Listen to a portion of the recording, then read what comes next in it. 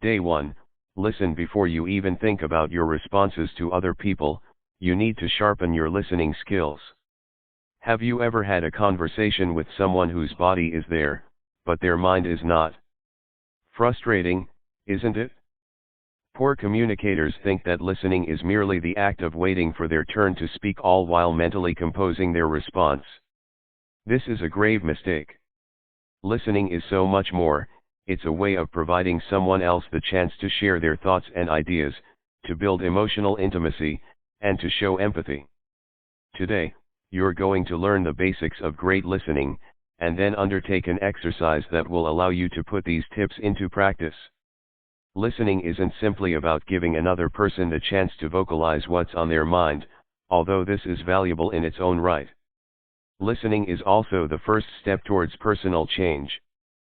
Psychotherapist Carl Rogers, one of the most influential psychologists of the 20th century, noted that when someone gives us the chance to talk about what has happened to us and how we feel about it, we start to realize the best way to change our thoughts and behaviors. For although taking advice from someone else can be useful, we are most likely to change for the better if we work through our problems out ourselves.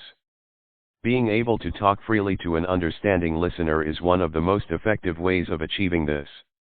If your conversation partner rambles, or their thoughts don't seem to make sense, hold your tongue and give them the space they need.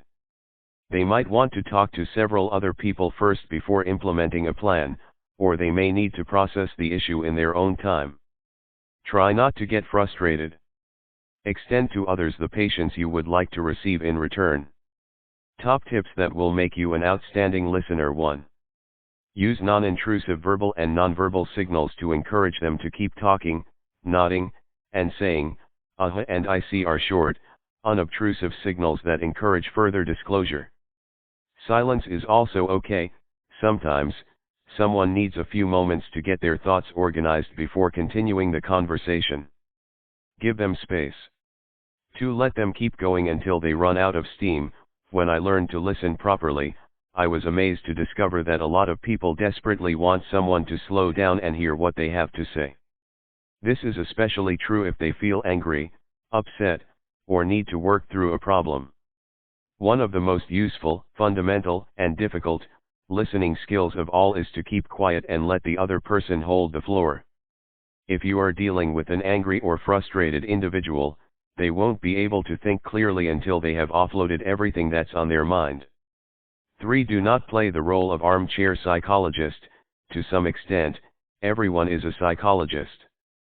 We all like to come up with our own theories about why so-and-so is so angry all the time, why our cousin always falls for men who treat her badly, etc. 5. Analyze away, on your own time.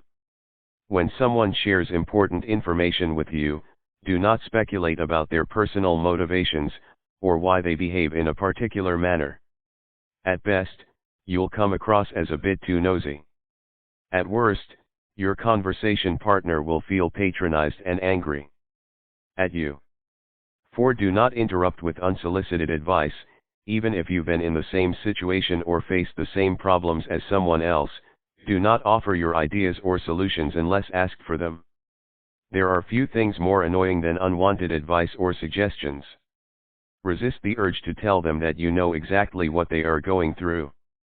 To put it bluntly, you don't. 2 people can have a similar experience, yet their personality types, upbringing, and previous life events mean that they will not experience the same emotions.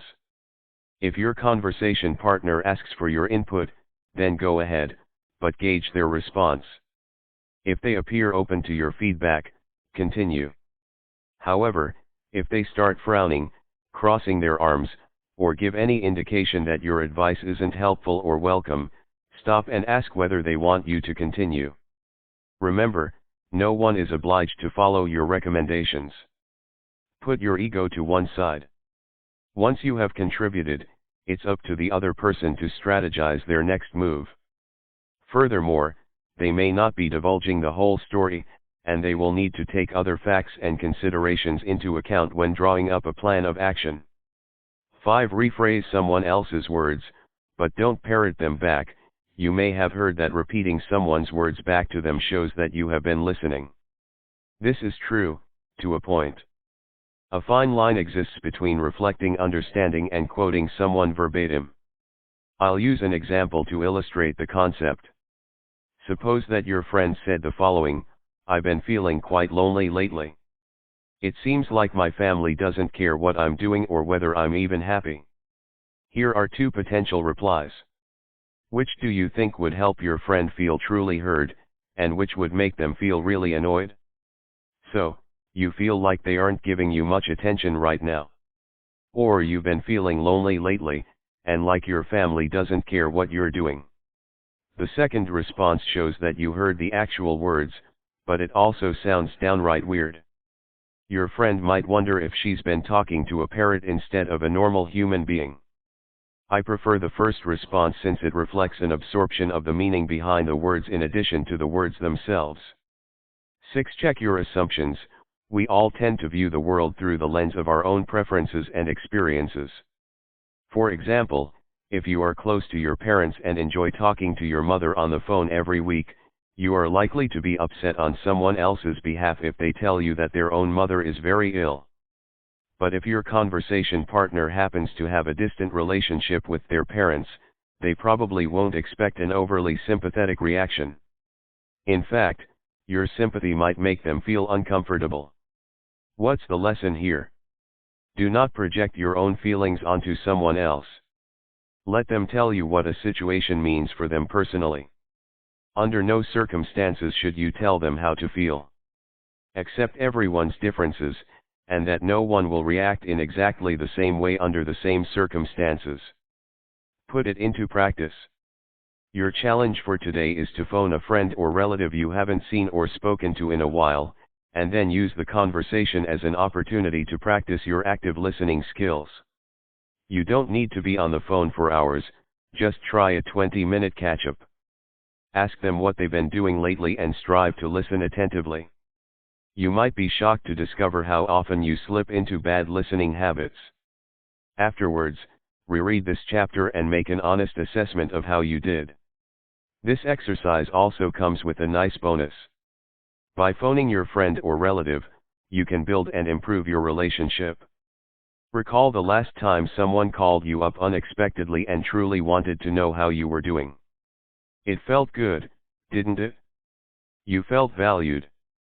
The person you call is going to feel the same way. Maybe you could even make it a habit to phone them on a regular basis.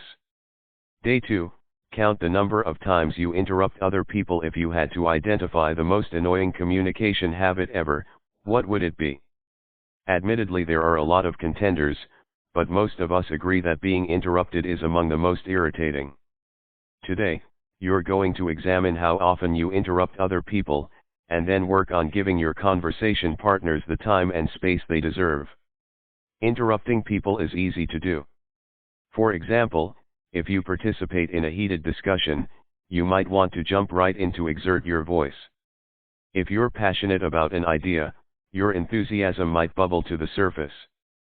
But that's where the challenge lies.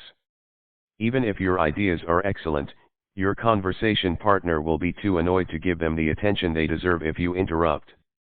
By your interruption, you're insinuating that your thoughts and ideas are more important than theirs. As you know from personal experience, interruptions derail your train of thought. Interruptions also make someone feel disrespected. 6. If someone values you and your ideas, they will at least have the courtesy to let you finish speaking, right? You need to apply the same principle when actively listening to others.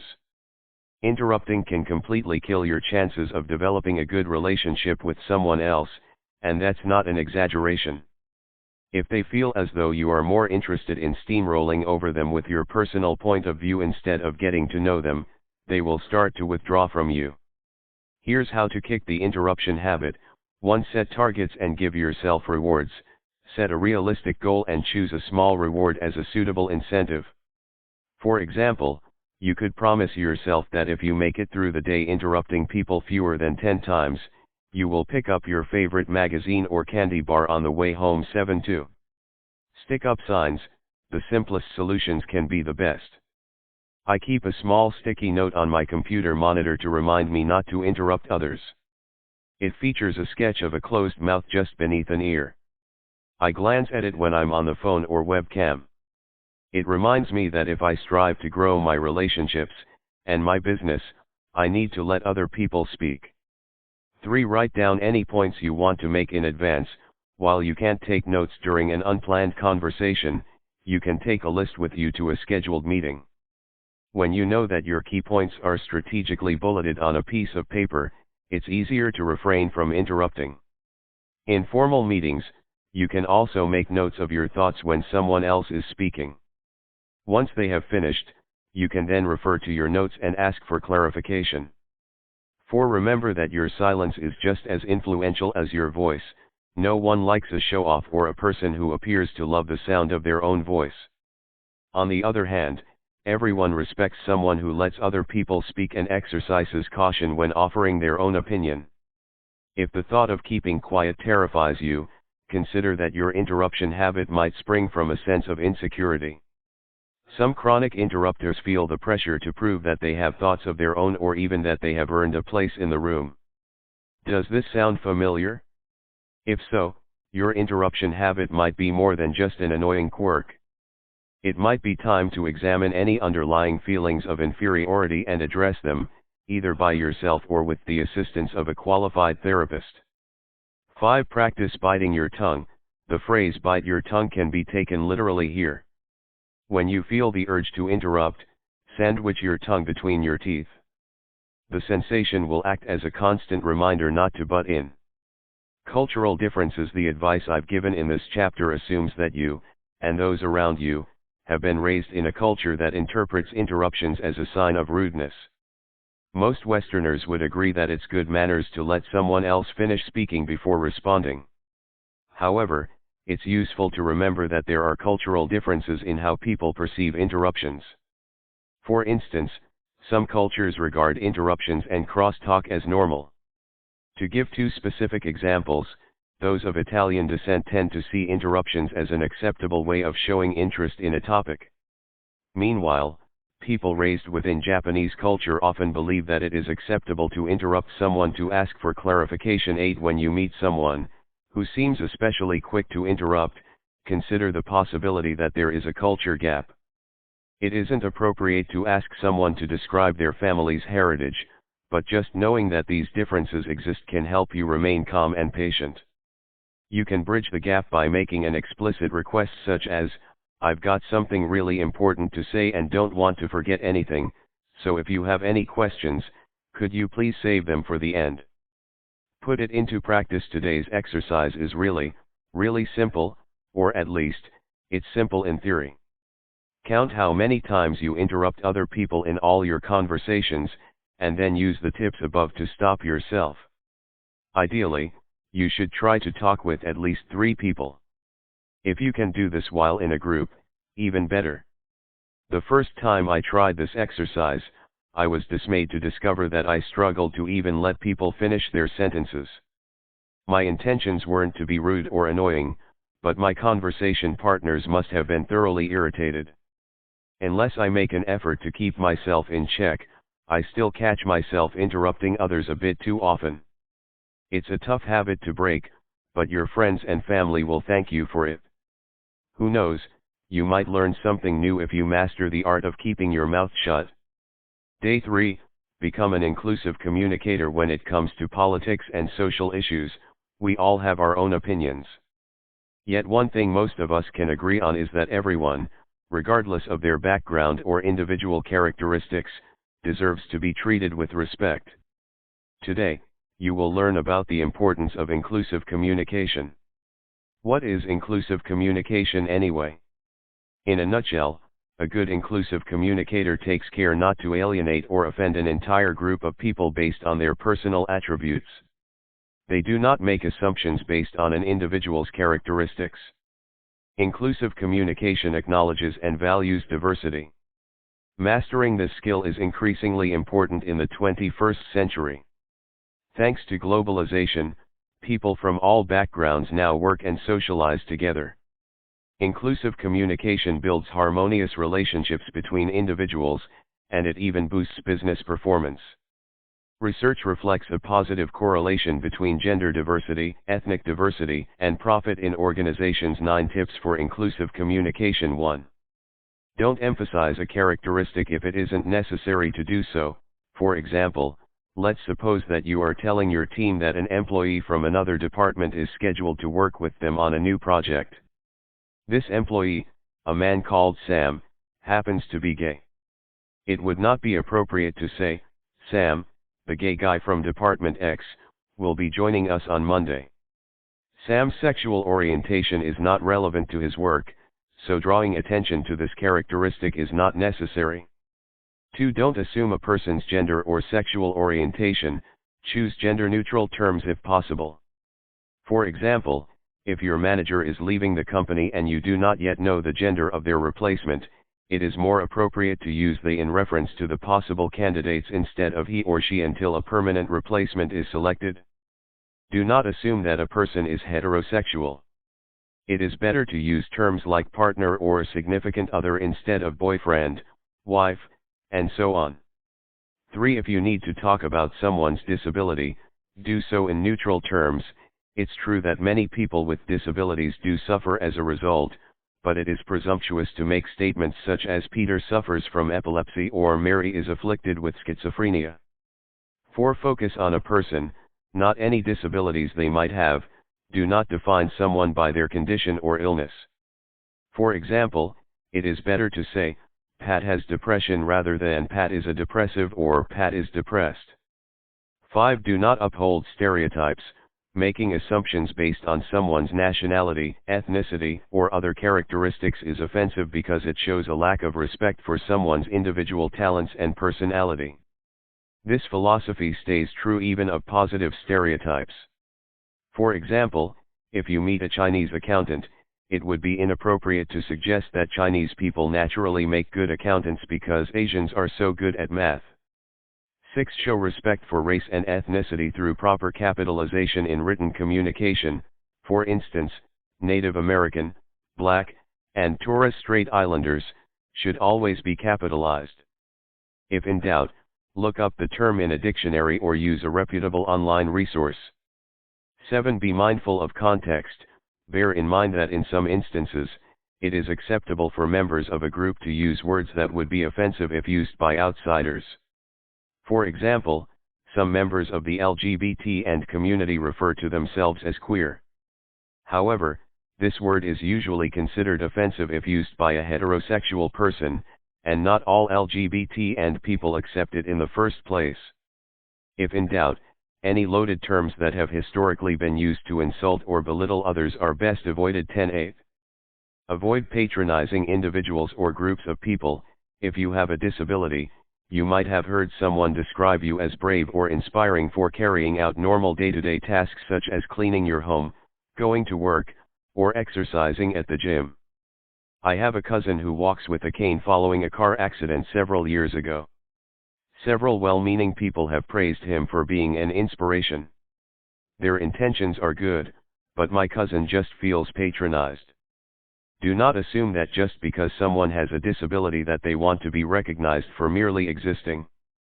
Is inclusive communication really necessary? I respect the fact that some people think inclusive communication is too politically correct. However, wherever your personal views land, you can quickly find yourself in trouble if you do not use inclusive communication. For instance, using sexist language in the workplace could land you in hot water with HR, or earn you a reputation as someone who doesn't keep up with modern etiquette. Why making offensive jokes is harmful, even if you really are only joking. Over the years, I've met a few people who claim that it's acceptable to make offensive jokes, or stereotype groups of people, as long as you don't really hold offensive views. But here's something to think about: people who do support negative stereotypes and hold racist, sexist or other offensive views will feel justified whenever they hear such jokes.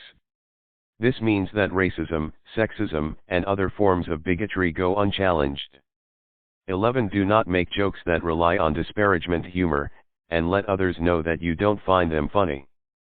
Put it into practice. Exercise. Do you express assumptions or stereotypes, whether positive or negative, when talking about particular groups. The next time you take part in a conversation that includes a discussion about other people, consider whether your choice of words is respectful. Could you be a more inclusive communicator? If applicable, make a note of where and how you could improve next time around. Exercise 2. Switch on the TV, or go on YouTube, and find a show that features a lot of dialogue. Watch it for 15 to 20 minutes. Are the people taking part in the conversation upholding any negative views or beliefs about particular groups? Do you hear similar language in your everyday interactions? If so, how could you challenge it? Day 4. How to expand your vocabulary. You will be judged more favorably in social situations if you can demonstrate a broad vocabulary. Most people assume higher levels of education and intelligence when a person knows the meaning of many words and can use them correctly within the scope of normal conversation.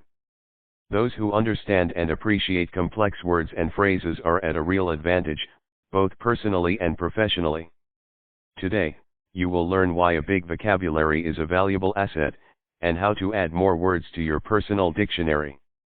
Why your vocabulary really does make a difference. There is a link between vocabulary and occupational success. A study by linguistics and education researcher Johnson O'Connor found that people who achieve high scores on vocabulary tests are significantly more likely to obtain high-level positions in the workplace.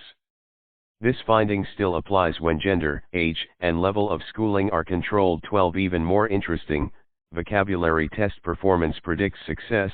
It's not just a byproduct of working in senior positions or encountering with educated people. So, what's going on here? In a nutshell, a strong vocabulary is the best foundation for communication, and communication is the starting point for success. When you have more words at your disposal, you are in a better position to deliver exactly the right message. The richer your vocabulary, the more accomplished you will become in communicating nuanced ideas, and in understanding new lines of thought and reason. 13. Someone with a wide vocabulary can tailor their oral and written communication to a range of audiences, meaning that they can grow productive relationships with others that allow them to flourish. A wide vocabulary also allows you to absorb information from complex sources, which provides you with the tools you need to improve your personal and professional skills. For example, if you are comfortable reading and interpreting high-level textbooks, you are more likely to benefit from advanced education and training than people who only recognize common everyday words.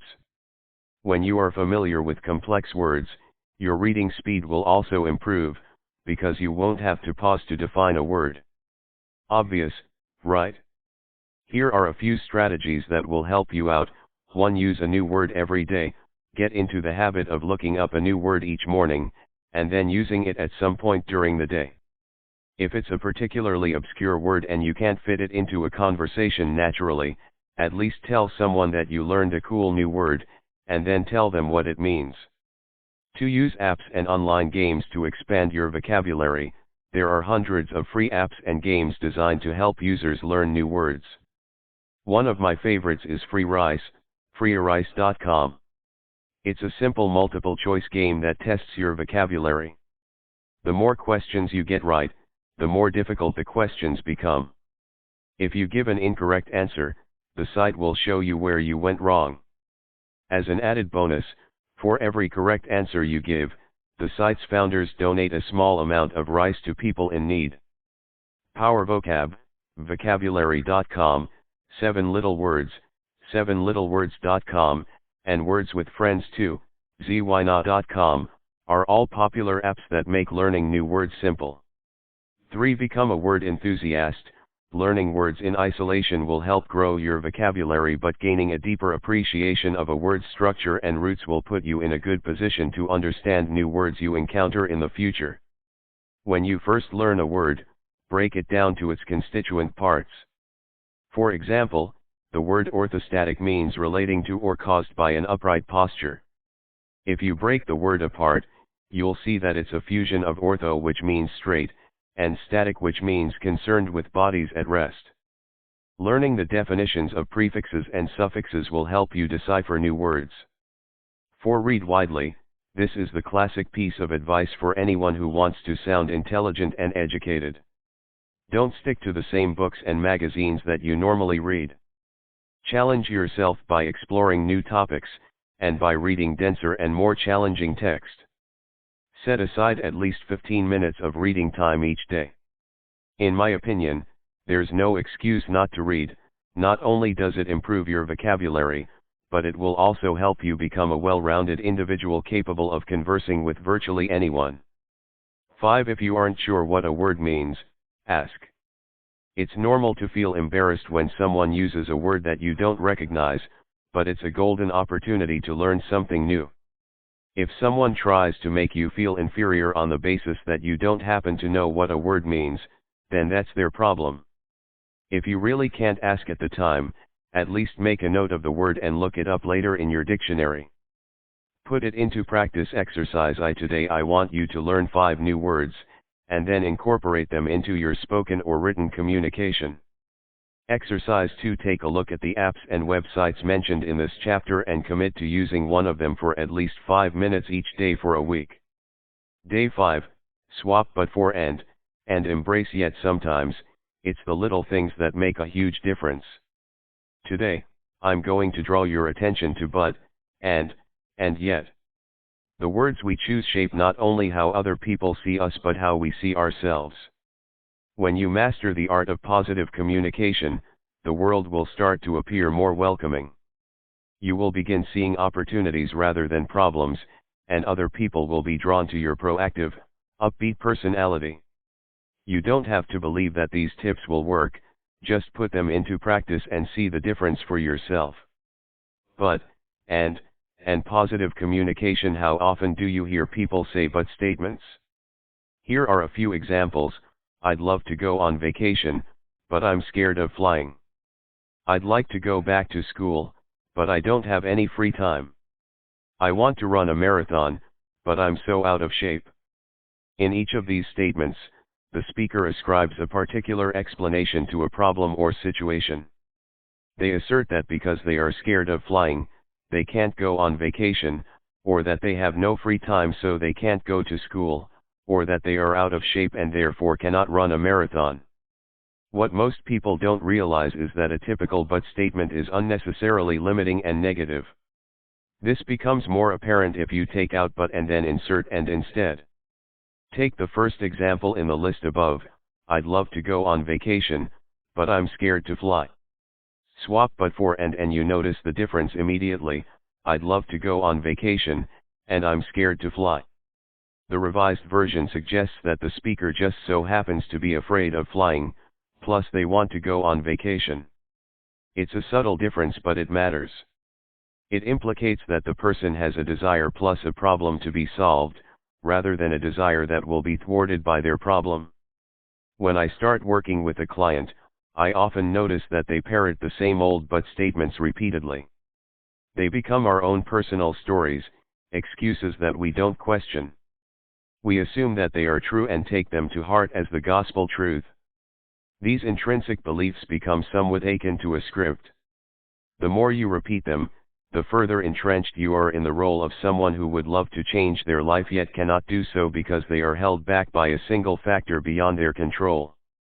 When I teach my clients to drop the buts and swap them for and instead, I usually see a rapid transformation. Within a few minutes, this mindset shift starts to show in their expression. Hope replaces desperation as they realize that the way you frame a situation makes all the difference when coming up with solutions to a challenge. Another problem with using but can also make people defensive. As soon as we hear that little word, most of us assume that criticism or bad news is on the horizon.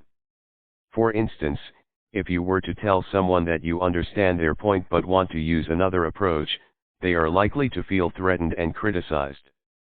However, telling them that you understand their view and want to use another strategy will usually elicit a more positive response.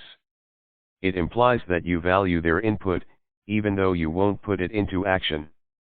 This technique generates a sense of closeness and mutual allegiance. 14. The power of yet. Simply putting yet on the end of a negative statement can transform its meaning. Let's look at a few examples. I don't know enough about this topic to pass the exam. I don't know enough about this topic to pass the exam yet. I can't get a girlfriend.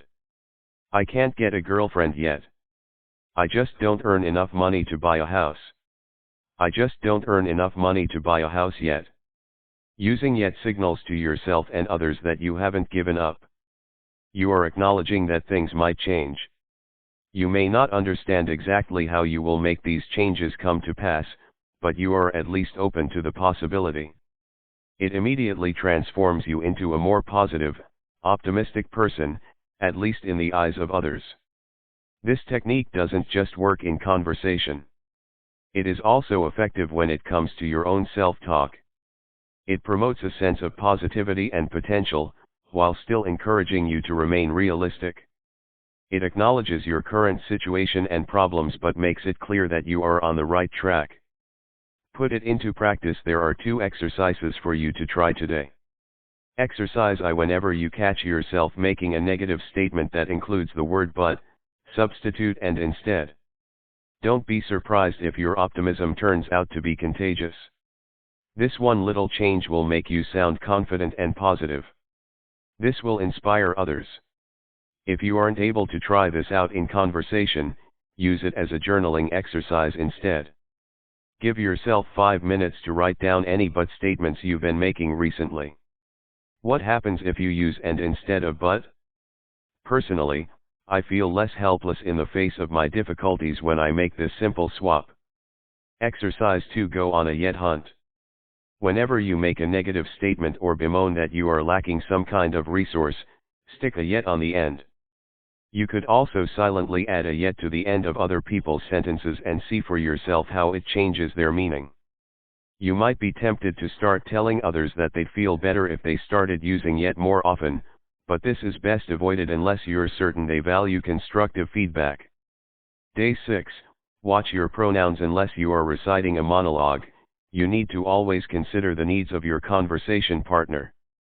Never bore them. Break this rule at your peril.